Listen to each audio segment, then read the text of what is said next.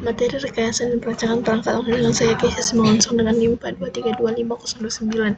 Yang pertama saya akan menjelaskan tentang activity diagram.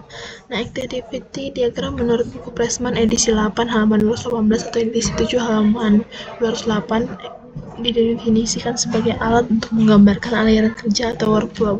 Nah, fokus utamanya adalah memvisualisasikan bagaimana satu aktivitas berpindah ke aktivitas lainnya dalam sebuah proses bisnis.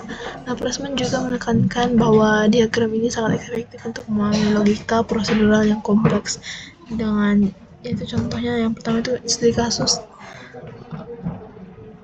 yang dari soal UAS. Yang pertama itu fungsi login.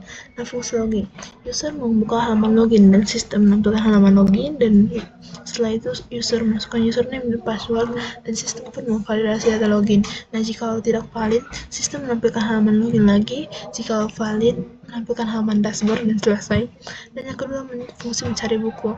Yang pertama, user mengakses menu buku baru, dan selanjutnya sistem mengambil 10 data buku terbaru, dan selanjutnya menampilkan daftar buku terbaru, dan selesai. Dan selanjutnya adalah fungsi meminjam buku. Yang pertama, user memilih buku dan sistem melakukan pengecekan ketersediaan. Dan jika tidak tersedia, menampilkan ketidaktersediaan dan selesai.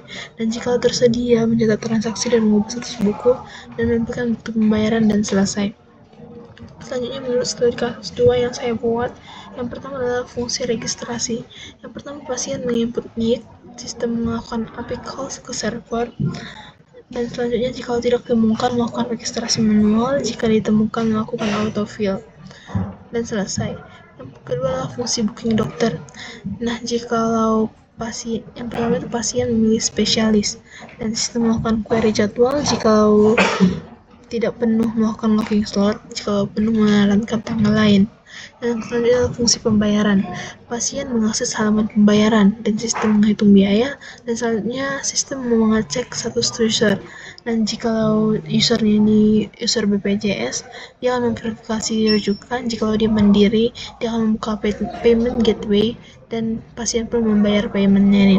Dan selanjutnya, user BPJS yang mandiri pada sistem generate nomor antrian mereka, dan selanjutnya mencek kartu registrasi dan selesai. Selanjutnya saya akan membahas tentang sequence diagram. Nah, jika merujuk pada Pressman edisi 8 halaman 186 atau edisi 7 halaman 178, diagram ini masuk ke dalam kategori behavioral modeling. Berbeda dengan activity diagram, sequence diagram ini lebih menekankan pada time ordering atau urutan waktu.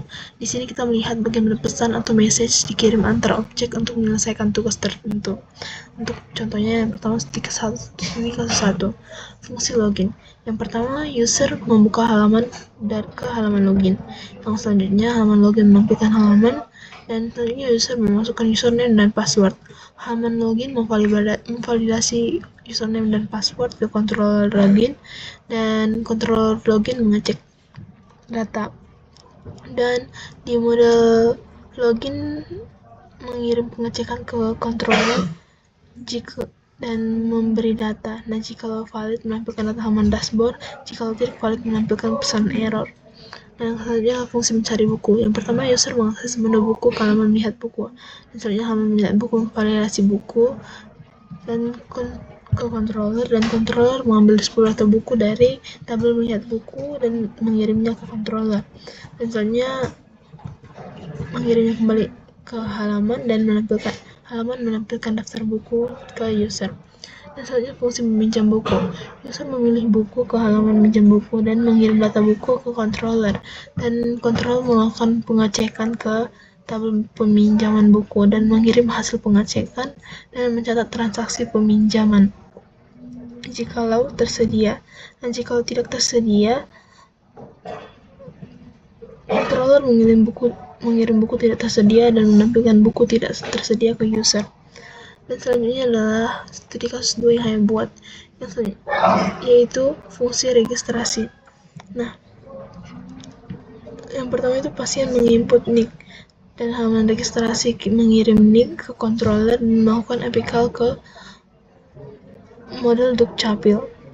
Dan selanjutnya, model Dukcapil mengirim data pasien, dan jikalau ditemukan controller akan memberi data ke halaman registrasi dan melakukan autofill ke controller. Nah, jika tidak ditemukan, controller akan mengirim data pasien ke halaman dan halaman menampilkan halaman registrasi dan pasien pun menginput data dan halaman mengirim data ke controller dan controller menyimpan data ke modul registrasi. Dan selanjutnya fungsi booking dokter.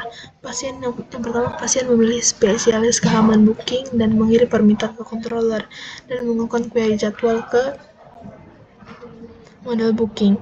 Selanjutnya, model booking mengirim data ke controller. Nah, jika tersedia, controller akan memberi data ke halaman booking dan melakukan locking slot. Nah, jika dia ada penuh, controller booking akan mengirim data ke halaman booking dan menyarankan tanggal lain ke pasien. Selanjutnya, studi kasus namanya adalah fungsi pembayaran. Nah, yang pertama, pasien mengakses halaman pembayaran dan halaman pembayaran menghitung pembayaran ke controller dan controller mengambil data total bayar ke model pembayaran dan model pembayaran mengirim data total bayar ke controller dan memberi data ke halaman pembayaran. Dan setelah total bayar sudah ada, halaman pembayaran meminta data pasien ke controller dan controller mengambil data pasien dari si model. Nah, si model mengirim data ke controller dan mengirimnya ke halaman pembayaran. Dan jika dia menggunakan BPJS, halaman pembayaran akan memverifikasi rujukan. Jika dia merupakan user, dia itu mandiri, dia akan membuka halaman akan membuka payment gateway ke pasien dan pasien akan membayar payment ke aplikasi pembayaran. Dan selanjutnya, pengguna BPJS dan Mandiri ini akan mencetak kartu garansi ke controller. Sekian dari saya, berikut referensi yang saya dapat dari buku Pressman maupun itu dari edisi 7 ataupun edisi 8. Sekian dari saya, terima kasih.